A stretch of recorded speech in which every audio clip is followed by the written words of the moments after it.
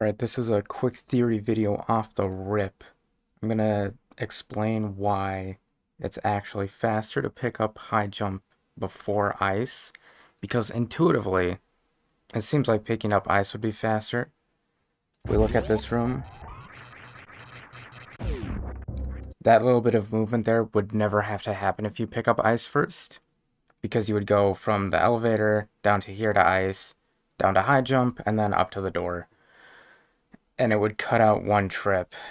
Because instead of going down, up, right, you're going down, down, diagonal up. And in theory, that diagonal up should be faster because it is a diagonal straight to the door rather than a perpendicular boom, boom. You know what I'm saying? So in theory, we could probably cut out a second at most. Issue one is that we don't get to farm anything. So on the way down, let me see if this is even the right one. It would appear not.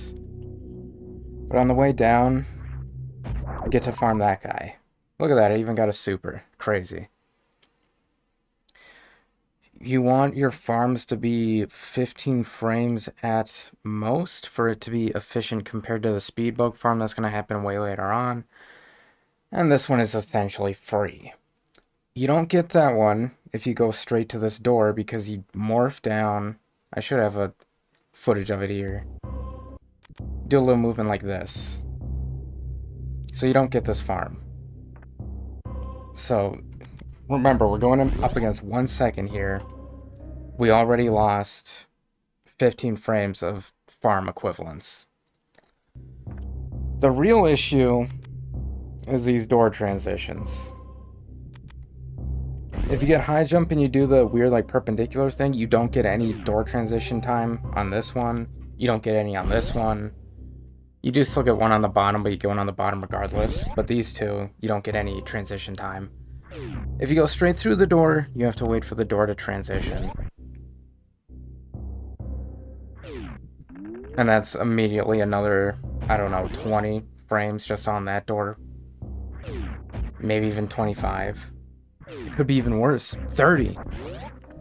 And the last issue is this room. So this room's really difficult without high jump. The reason you pick up high jump in the run, like in general, the reason why we're not skipping it is the reason we're not skipping it is because it makes your vertical segment so much faster. So you can just look at me fumble this for 10 minutes. I'm trying to do a wall jump morph. I think before I was just going straight in. But we're picking up high jump throughout the run. It lets you hit a lot of nasty stuff like the full halfie. And it makes you not have to bomb jump in half the rooms. But look how gross this is. That would easily hit if I had high jump. It legitimately took me like 10 minutes to get through here once.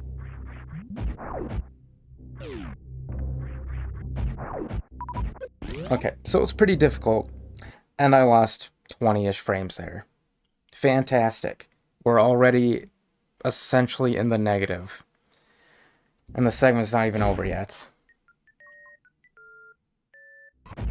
Yeah, buddy, pick up the ice beam.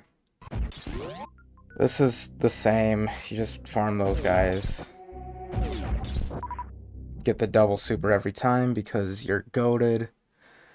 And then you go down, you get high jump. High jump's the same. But the last issue is right here. When you're making this climb up this diagonal, it's not really that difficult. But look at how awful that door transition is.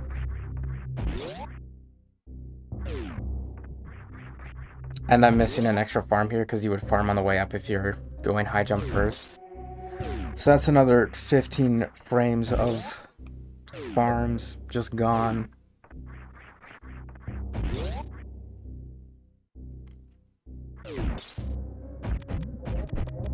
I missed the farm. Oh no. Whatever. Look at the time. 130, 138 versus the ending time if you get high jump first is 130, 118. And you're getting extra farms. Theoretically, you might be able to do it because your only limiter is this room. If you could fix the door transitions on everything else, then you would be losing 20 frames here, 15 frames worth of farm on the way down, and 15 frames worth of farm on the way up.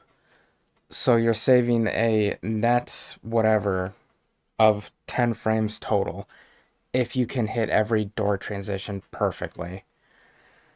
And then you get to do this from really difficultly. So, good luck with that.